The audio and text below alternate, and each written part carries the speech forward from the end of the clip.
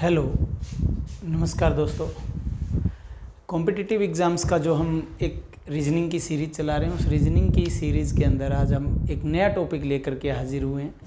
उस नए टॉपिक का नाम है वेन आरेख, वेन डायग्राम। बहुत आसान टॉपिक है। वेन आरेख हिंदी में कहेंगे तो वेन आरेख, इंग्लिश में कहेंगे तो वेन डायग्राम। वेन डायग्राम, इसके अंदर डायग्राम आपको दिया होगा, उसमें से देख के आपको सिर्फ और सिर्फ आंसर्स मार्क करने होंगे। किस प्रकार से करने होंगे, क्या दिया होगा। तो आपको एक आकृति दी होगी, कहेंगे कि निम्न दिए गए आरेख में, वेन डायग्राम में, निम्न दिए गए वेन डायग्राम में क्या वैल्यूज़ दी होंगी, किस प्रकार से डायग्राम दिया होगा।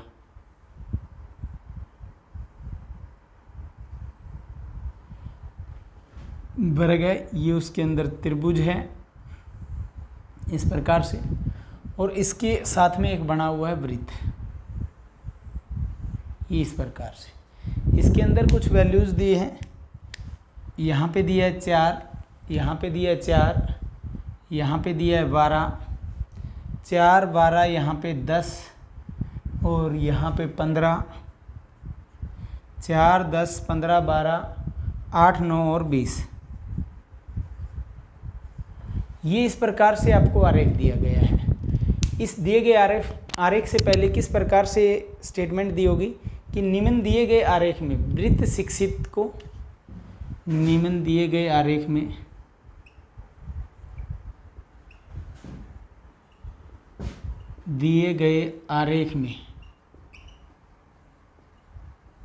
निम्न दिए गए आरेख में वृत्त शिक्षित को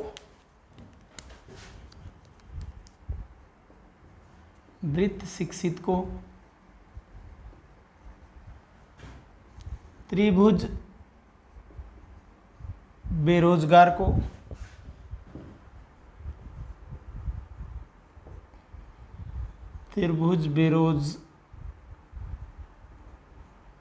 को निम्न दिए गए आरेख में वृत्त शिक्षित को त्रिभुज बेरोजगार को और वर्ग ग्रामीण को प्रदर्शित करता है, और वर्ग ग्रामीण को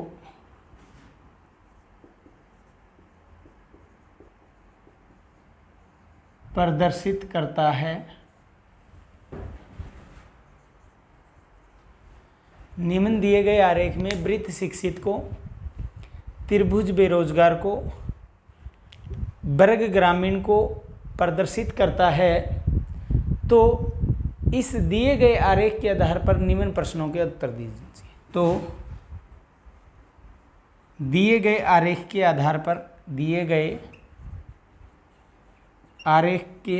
पर निम्न प्रश्नों के उत्तर दीजिए। निम्न प्रश्नों के उत्तर दीजिए। क्या कहा है कि आपको एक आरेख दिया गया है जिसके अंदर त्रिभुज है, वृत्त है, वर्ग है, और इस दिए गए आरेख में वृत्त शिक्षित को त्रिभुज बेरोजगार को वर्ग ग्रामीण को प्रदर्शित करता है। तो दिए गए आरेख के आधार पर निम्न प्रश्नों के उत्तर दीजिए। फिर आपके पास ये आरेख होगा। अब आरेख के अंदर आप वृत्त किसको प्रदर्शित करता है, वृत्त करता है शिक्षित को, तो इसके ऊपर लिख देंगे कि वृत्त प्रदर्शित करता है शिक्षित को, ताकि हमें ध्यान में रहे कि वृत्त का मतलब शिक्षित को प्रदर्शित करना है। वर्ग का मतलब है ग्रामीण। वर्ग का मीनिंग क्या है, ग्रामीण। और त्रिभुज जो है वो बेरोजगार को, तो त्रिभुज पे लिख दिया मैंने बेरोजगार।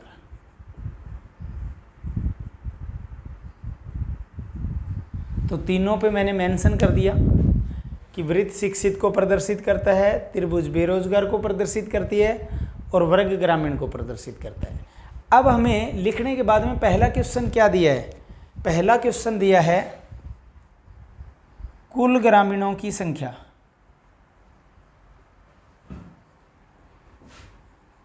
कुल ग्रामीणों की संख्या कितनी है? ये हमारा पहला क्वेश्चन है आज का कि कुल ग्रामीणों की संख्या कितनी है। ऑप्शन में क्या क्या दिया है? 20, 43, 30, 24। 20, 43, 30 और 24 ये हमारे ऑप्शंस हैं। बताना क्या है? कुल ग्रामीणों की संख्या। अब ग्रामीण को प्रदर्शित कौन करता है? ये वर्ग। तो वर्ग के अंदर जितनी संख्या इन सभी का जोड़ कर दो। इस वर्ग के अंदर वर्ग में हो तो हो ही हो, दूसरे किसी में हमें कोई दिक्कत नहीं, क्योंकि हमें कुल ग्रामीण बताने हैं। हमें ये नहीं कि ऐसे कितने ग्रामीण हैं जो ना ही तो बेरोजगार है और ना ही शिक्षित है, तो फिर तो आंसर 20 हो जाता। उसने कहा कुल ग्रामीणों की संख्या कितनी है, जो चाहे शिक्षित भी हो चाहे बेरोजगार भी हो, जो चाहे शिक्षित भी हो चाहे बेरोजगार भी हो, यानी कुल ग्रामीणों की संख्या पूछी तो किसको जोड़ देंगे? जो सारे के सारे किसमें है? वृत्त के वर्ग के अंदर है, क्योंकि वर्ग प्रतिनिधित्व करता है ग्रामीण का। तो 20 और 9 29, 29 और 4 33, 33 और 10 43। तो यानी कुल ग्रामीणों की संख्या पूछी तो आंसर कितना हो जाएगा? 43 हो जाएगा। क्लियर हुआ? तो कुल ग्रामीणों की संख्या पूछी, हम आंसर देंगे 43। सेम सेकंड क्वेश्चन अगर पूछ ले आपसे कि कुल शिक्षित की संख्या कितनी है, कुल शिक्षित की संख्या कितनी है, कुल शिक्षित की संख्या पूछ ले।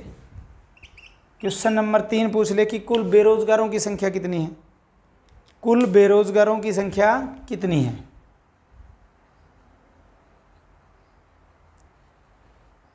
बेरोजगारों की संख्या कितनी है? दो क्वेश्चन मैंने अपने आप से लिख दिए कि कुल शिक्षित की संख्या कितनी है, कुल बेरोजगारों की संख्या कितनी है। अब कुल शिक्षित पूछा है तो कुल शिक्षित जो वृत्त के अंदर सारे में आते हैं, क्योंकि वृत्त किसका प्रतिनिधित्व करता है? शिक्षित का। तो जो जो वृत्त में आते हैं उस वृत्त का टोटल कर देंगे। 12, 4, 16, 16, 9, 25, 25 और 8 33। तो यानी कुल शिक्षित की संख्या आंसर कितना आया? 12, 4, 16, 16, 9, 25, 25 और 8 33। तो कुल शिक्षित की संख्या का आंसर हो जाएगा 33। क्लियर है?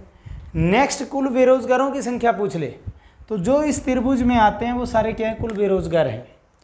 जो किस में आते हैं? इस त्रिभुज में आते हैं, क्योंकि त्रिभुज बेरोजगार का प्रतिनिधित्व करती है। तो जो जो त्रिभुज में आते हैं उन सभी का जोड़ कर देंगे तो क्या आ जाएगी? बेरोजगारों की संख्या आ जाएगी। 15 और 12 27, 27 और 4 31, 31 और 10 41। अगर बेरोजगारों की संख्या पूछी है तो आंसर आ जाएगा 41। क्लियर हुआ? यानी कुल ग्रामीण पूछे तो जो जो वर्ग में आते हैं उन सभी को जोड़ दो, कुल बेरोजगार पूछे तो जो त्रिभुज में आते हैं उनको जोड़ दो, और कुल शिक्षित पूछे तो जो वृत्त में आते हैं उन सभी को जोड़ दो। ठीक है? अब मैं ये स्टेटमेंट आप समझ गए होंगे कि किस प्रकार से दिया होगा। वहाँ से उस स्टेटमेंट से देख करके पहले मेंशन कर लिया कि त्रिभुज बेरोजगार को, फिर शिक्षित को, फिर ग्रामीण को। फिर मैंने पहला क्वेश्चन कराया कुल ग्रामीण है तो जो ग्रामीण वाला वर्ग है उसके अंदर सब सारों को जोड़ दो। बेरोजगारों की कुल संख्या पूछी तो जो बेरोजगार किसको त्रिभुज बेरोजगारों का करती है, तो जो त्रिभुज में कुल है उन सभी का जोड़ कर दो। फिर शिक्षित की कुल संख्या पूछी है तो जो शिक्षित वाले वृत्त में आते हैं उनका सभी का जोड़ कर दो। अब मैं एक बार ये कथन मिटो देता हूँ, साथ के साथ रब कर देता हूँ। उसके बाद में अच्छा इंग्लिश में दिया होगा तो इंग्लिश मीडियम के स्टूडेंट्स में भूल जाता हूँ। अगर इंग्लिश में दिया होता in the given Venn diagram circle represents the educated and triangle represents the unemployed and square will represents the rural persons. Then give the following questions. Then give the answers of following questions. Total number of rural persons पूछ लेता, total number of educated persons पूछ लेता, total number of unemployed persons पूछ लेता। Clear है? तो इस प्रकार से क्वेश्चंस पूछे जा सकते थे। अब किस प्रकार से अगले क्वेश्चन पूछे जाएंगे? अगला क्वेश्चन में दो क्वेश्चन लिखूंगा पैरेलल, और दोनों में से आप पहले का आंसर करेंगे ट्राई करने की। कुल शिक्षित बेरोजगारों की संख्या, अगला क्वेश्चन है कुल शिक्षित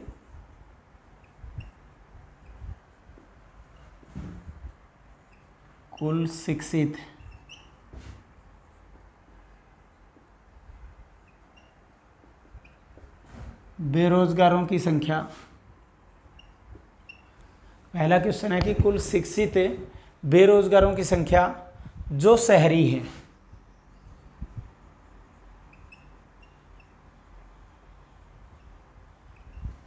कुल शिक्षित बेरोजगारों की संख्या जो शहरी है। ऑप्शन है 8, 4, 12, 10। पहला क्वेश्चन, अब ये क्वेश्चन देना है इसी वेन आरेख के आधार पर कि कुल शिक्षित बेरोजगारों की संख्या जो शहरी है, जो ग्रामीण नहीं होंगे वो क्या होंगे, शहरी होंगे। क्लियर है। अगला क्वेश्चन का आंसर देना है इसी के ऊपर बेस्ड। क्वेश्चन क्या है, ऐसे ग्रामीण जो अशिक्षित बेरोजगार हैं, ऐसे ग्रामीण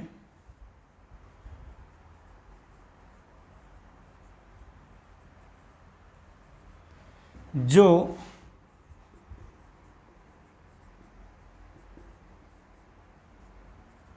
अशिक्षित बेरोजगार हैं, ऐसे ग्रामीण जो अशिक्षित बेरोजगार हैं, इसके ऑप्शंस हैं 8, 4, 10, 9। उम्मीद करता हूं पहला क्वेश्चन आपने कर दिया होगा क्योंकि बहुत सा ज़्यादा हार्ड कंसेप्ट नहीं है। अब उसमें कुल शिक्षित भी बताने हैं, बेरोजगारों की, शिक्षित बेरोजगारों की कुल संख्या बतानी है जो शहरी हैं। इसका मतलब जो ग्रामीण नहीं हैं वो शहरी हैं। चाहे इस क्वेश्चन को ऐसे लिख देते कि कुल शिक्षित बेरोजगारों की संख्या जो ग्रामीण नहीं है, जो ग्रामीण नहीं है वो क्या है, शहरी हैं।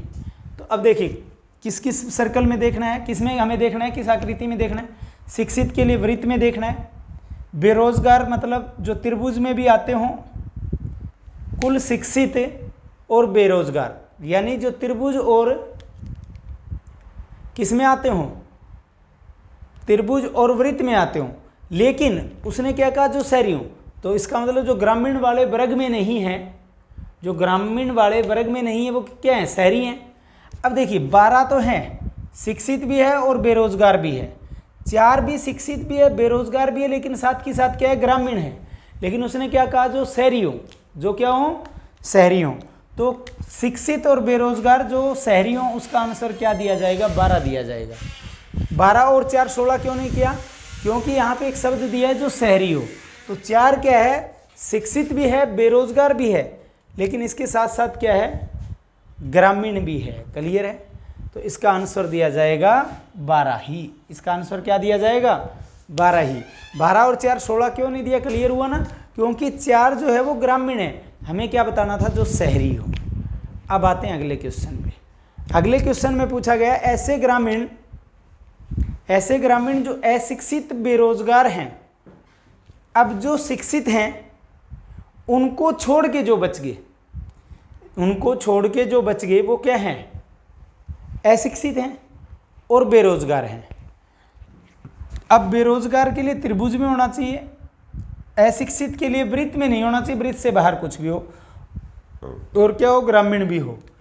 अब 10 जो है वो बेरोजगार भी है और अशिक्षित भी है, शिक्षित में नहीं है तो अशिक्षित है, और अशिक्षित बेरोजगार। अब 9 को क्यों नहीं लिया, क्योंकि 9 जो है वो शिक्षित है। तो हम आंसर में किसको लेंगे, 10 को। तो इसका आंसर क्या हो जाएगा, 10, क्योंकि 10 ही ऐसा है जो बेरोजगार और ग्रामीण दोनों में आता है, बेरोजगार और ग्रामीण दोनों में आता है, और शिक्षित में भी नहीं आता है, यानी अशिक्षित भी है। तो इसका आंसर क्या हो जाएगा, केवल 10 हो जाएगा। तो मेरे हिसाब से कोई हार्ड क्वेश्चंस नहीं होते। वेन आरेख पे, इसी एक वेन आरेख के ऊपर मैं आपको 6 क्वेश्चंस करा रहा हूँ। कराने को मैं इस पे कितने भी वेन आरेख बना करके कितने भी क्वेश्चंस कराता जाऊँ, कंसेप्ट आपको समझना है, प्रैक्टिस आपको करनी है। समझ गए। यानी उसने ग्रामीण कहा था तो ग्रामीण वाले में देखेंगे, अशिक्षित कहा तो शिक्षित वाले में नहीं देखेंगे, और बेरोजगार में देखेंगे। तो आंकड़ा सांझा क्या आया, 10 आया। आगे 2 क्वेश्चन और लिखता हूं इसी प्रकार से।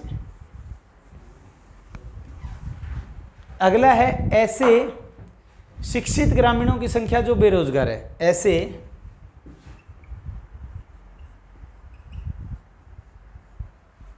ऐसे शिक्षित ग्रामीणों की संख्या, ऐसे शिक्षित ग्रामीणों की संख्या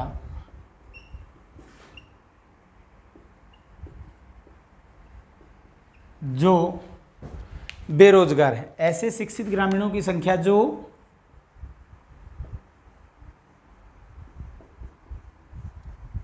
बेरोजगार हैं। ऑप्शंस हैं ऐसे शिक्षित ग्रामीणों की संख्या जो बेरोजगार हैं। ऑप्शन है 9, 4, 12, 10। 9, 4, 12, 10। क्लियर है। अगला क्वेश्चन है ऐसे अशिक्षित ग्रामीण जो रोजगार में है, बेरोजगार नहीं है, वो किस में होंगे? रोजगार में। तो अगला क्वेश्चन है ऐसे, या कैसे कह सकते हैं कि कुल शिक्षित ग्रामीणों की संख्या क्या है? अगला क्वेश्चन है कुल शिक्षित ग्रामीणों की संख्या कितनी है?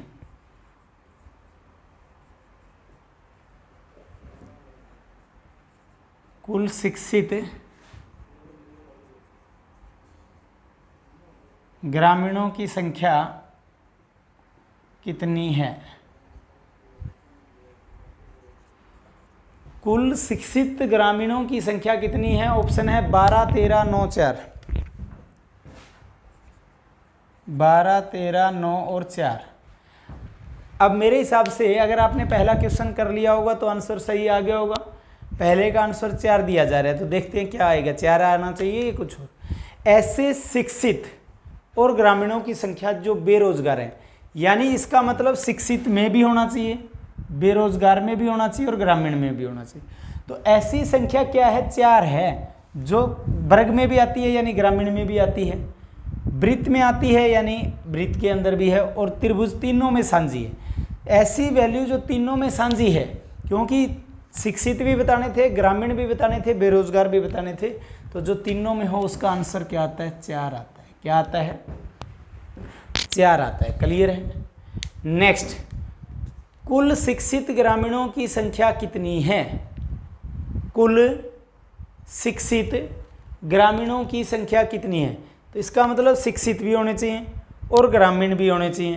तो शिक्षित और ग्रामीण दोनों में आते हैं, 9 भी आता है, 4 भी आता है। अब उसने कहीं भी ये नहीं कहा कि कुल शिक्षित ग्रामीणों की संख्या जो बेरोजगार नहीं है। अगर बेरोजगार नहीं है तो 4 को नहीं लेते। अब उसने बेरोजगार का कहीं चर्चा नहीं किया, शिक्षित और ग्रामीण की बात की है। किसकी बात की है? तो शिक्षित और ग्रामीण दोनों को जोड़ देंगे, क्योंकि उसने नहीं कहा कि वो बेरोजगार हों या बेरोजगार ना हो। तो बेरोजगार हों तो भी कोई दिक्कत नहीं है। तो 9 और 4 कितना हो जाएगा? शिक्षित भी है। 9 और 4 दोनों ऐसा आंकड़ा है जो शिक्षित भी है और ग्रामीण भी है। तो 9 और 4 क्या हो जाएगा? 13 हो जाएगा। क्लियर हुआ। अगर यहाँ लिखा होता कि कुल शिक्षित ग्रामीणों की संख्या जो रोजगार में है, जो किस में है, आगे अगर इस तरह लिखा होता जो रोजगार में है, तो जो रोजगार में है इसका मतलब वो बेरोजगार नहीं है। तो फिर आंसर क्या होता? जो बेरोजगार हैं उन वाला जो 4 आंकड़ा है उसको नहीं जोड़ते। अगर लिखा होता तो फिर आंसर क्या दिया जाता? फिर आंसर सी दिया जाता। दोस्तों क्लियर हुआ। कब दिया जाता सी आंसर? जब ऐसा लिखा होता कुल शिक्षित ग्रामीणों की संख्या जो रोजगार में हो। तो जो बेरोजगार नहीं होगा वो रोजगार में होगा। क्लियर हुआ। किसी को कोई डाउट यहाँ तक? तो ये था हमारा अगला क्वेश्चन। अब एक क्वेश्चन और लिखता हूँ इसके ऊपर आधारित। तो मेरे हिसाब से फिर कंसेप्ट आपका वेन डायग्राम का क्लियर हो जाएगा। अगला है ऐसे अशिक्षित ग्रामीण जो रोजगार में है। ऐसे अशिक्षित ग्रामीण, ऐसे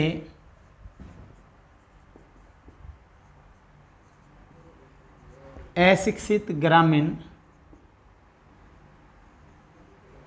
ऐसे अशिक्षित ग्रामीण जो रोजगार में है।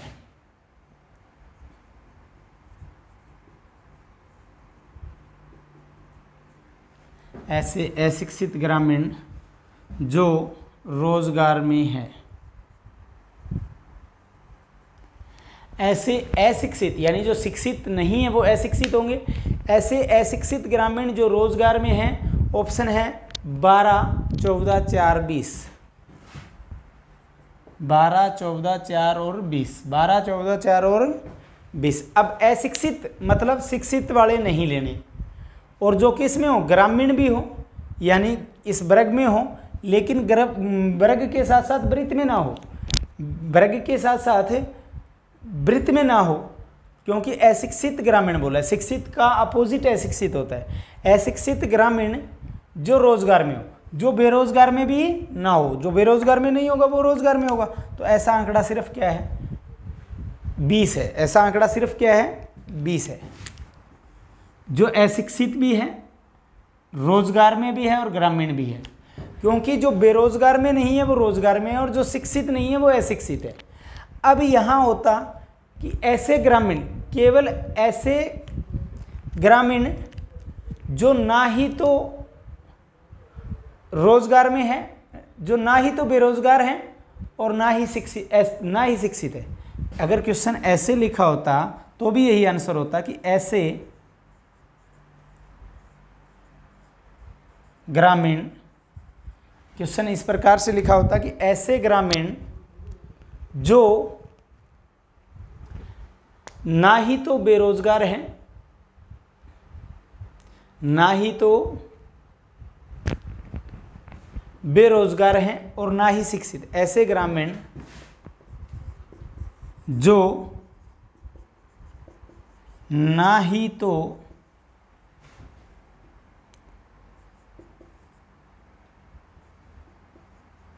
बेरोजगार, ऐसे ग्रामीण जो ना ही तो बेरोजगार और ना ही शिक्षित हैं, ना ही शिक्षित हैं, तो भी आंसर क्या होता, ऐसे ग्रामीण, ग्रामीण लेने थे जो बेरोजगार ना हो, बेरोजगार ना हो, इसका मतलब ऐसे ग्रामीण जो ना ही तो बेरोजगार हों और ना ही शिक्षित हो, तो वो तो भी आंसर क्या आता, 20 आता। कई बार इसको ऑपोजिट पूछ लिया जाता है, कई बार जो आंसर हम दे रहे हैं तो भी आंसर 20 ही होता। अब अगर क्वेश्चन ऐसे कह लेते कि 12 किसको प्रदर्शित करता है, जो क्वेश्चन के आंसर दिए जा रहे थे वो अब क्वेश्चन बन सकते हैं। अब क्वेश्चन ये होता कि 12 किसको प्रदर्शित करता है। अगर क्वेश्चन इसमें ही पूछ लेता 12 किसको प्रदर्शित करता है, 12 किसको प्रदर्शित करता है, ऑप्शन में होता, पहला ऑप्शन होता केवल शिक्षित को, पहला ऑप्शन होता केवल शिक्षित को, बी ऑप्शन होता शिक्षित व बेरोजगार को, यह लिखा होता है ऐसे शिक्षित जो बेरोजगार हैं, शिक्षित व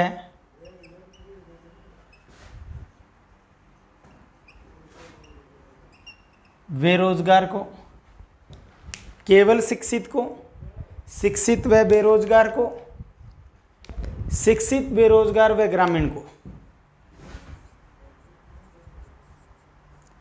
अगला ऑप्शन होता शिक्षित बेरोजगार व ग्रामीण को, शिक्षित बेरोजगार व ग्रामीण को। डी ऑप्शन होता कोई नहीं। अब देखिए 12 किसको प्रदर्शित करता है, इस प्रकार से अनंत क्वेश्चन बन सकते हैं इसमें। 12 किसको प्रदर्शित करता है, शिक्षित को करता है, बेरोजगार को करता है, लेकिन ग्रामीण को नहीं करता।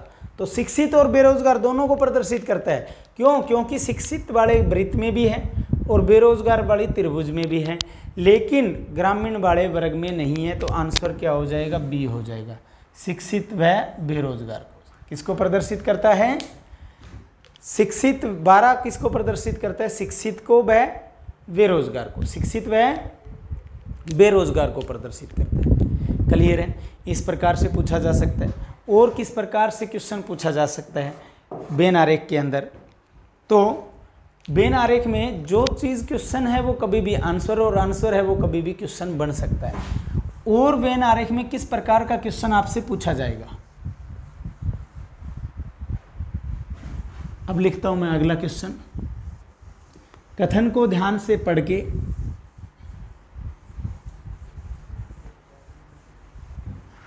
किस प्रकार से हम मेंशन करेंगे। अब आपको लिखा है कि एक साइकिल स्टैंड में कुल 70 साइकिल हैं। एक साइकिल स्टैंड में, एक साइकिल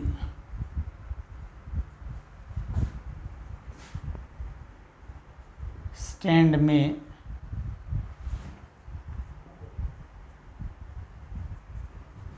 कुल 70 साइकिल हैं।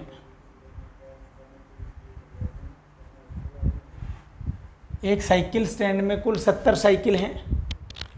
50 साइकिलों में कैरियर है। 50 साइकिलों में 50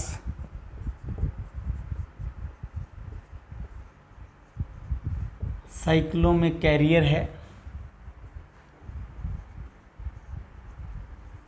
50 साइकिलों में कैरियर है।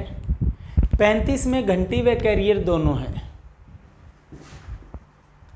35 में घंटी व कैरियर दोनों हैं।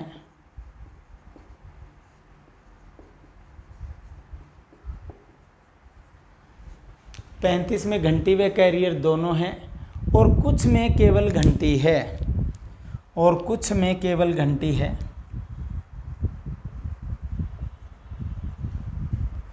कुछ में केवल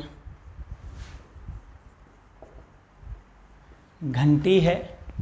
तो निम्न में से कौन सा वेन आरेख सही प्रदर्शन करता है? तो निम्न में कौन सा आरेख,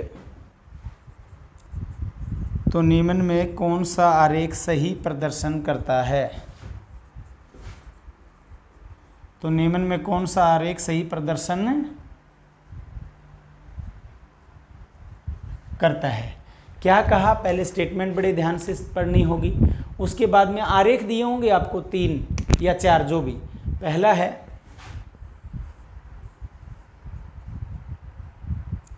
15, 35, 20 ए ऑप्शन में, बी ऑप्शन में 30, 35, 5,